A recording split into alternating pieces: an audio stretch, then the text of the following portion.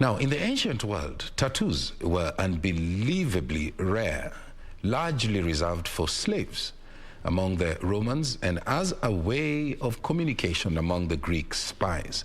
In the African traditional society, unlike body markings, tattoos were considered a taboo associated with satanism. Today, tattoos are everywhere. 2022, nearly 2 in 5 people have tattoos. Our reporter Esther Bodo has more on this. You will see most of them clad in short-sleeved shirts and shorts just to reveal the artistry of tattoo pigmentation on parts of their bodies. It is a sense of pride in their identity and beauty. But amid the growing popularity of tattoos, there are those still averse to it. Kitambo kaangalia ile kitu imeleta stories za tattoo nowadays. Unapata kitambo watoto nini na jinsia familia vile walikuwa wamejiweka ile madili ile ya kitambo kama tamaduni ya kitambo, tattoo ilikuwa forbidden sana. Lakini sasa unapata hii modern world, mambo technology, mambo ya Facebook, social media platform ndio imeleta hizo stories za imechangia hizo stories za tattoo.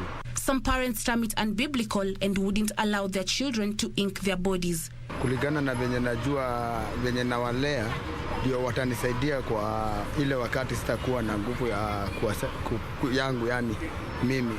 Ikakuwa siku moja nikakuwa nahitajika damu sijui nini, nasikianga hiyo tattoo haitaweza. Kwa hivyo pia huyu mtoto wangu hataweza. Kwa hivyo mimi naweza kataana nayo.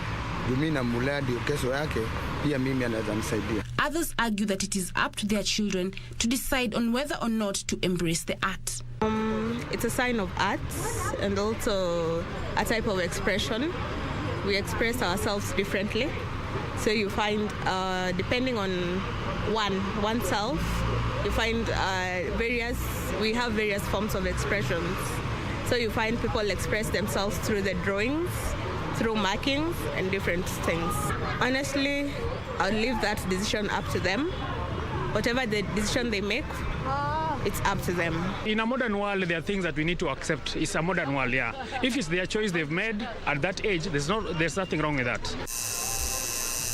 Those who have taken up body inking art have also done it for a variety of reasons, such as religion, affirmation of their love for something or someone, beauty, and individualism. I love tattoos. I have five of them because they are kind of reason how I express myself, how I express my feelings, because I suffer from mental health. I have one tattoo. And for me, I had it because beauty, and I just love tattoos. That's all I can say. These preferences have fueled a growth in tattoo parlors in major towns across the country. Bernard Koimen, a tattoo artist, says his love for art led him to found the Quems Tattoo Parlor. I'm into art. I've done other things, but this pays well. So that's one factor. So the money part is the main factor? Money makes the world go round, yeah. His colleague Mugs Jose, who has been a tattoo artist since 2011, says most of his clients are youths who are inspired by art and love expressing themselves. There are people who get into the artistic aspects of it that do not regret it. So yes, there are people who parents would force them into it, force them out into the removal, and there are people who accept it as the part of themselves. Many people get tattoos that hold personal meanings to them. For him, the tattoo on his leg symbolizes the birth date of his 3 children that he tells me are dear to him. On concerns about the side effects of tattoos on the human skin, Bernard says there are measures to be taken before tattooing a client to ensure it doesn't go south. You need to check someone's portfolio, the artist that is. Then after the tattoo is done, there's how you're supposed to take care of it. There's triple antibacterial ointment you're supposed to apply for the first 3 days. After that, we recommend some lotion. You're not supposed to go swimming, too much exposure to the sun. That's how you get a good tattoo. The pain experienced during the process depends on the part of the body being tattooed. The most painful part to get a tattoo is near bone, shin, lower back, but fatty tissue areas are not as painful.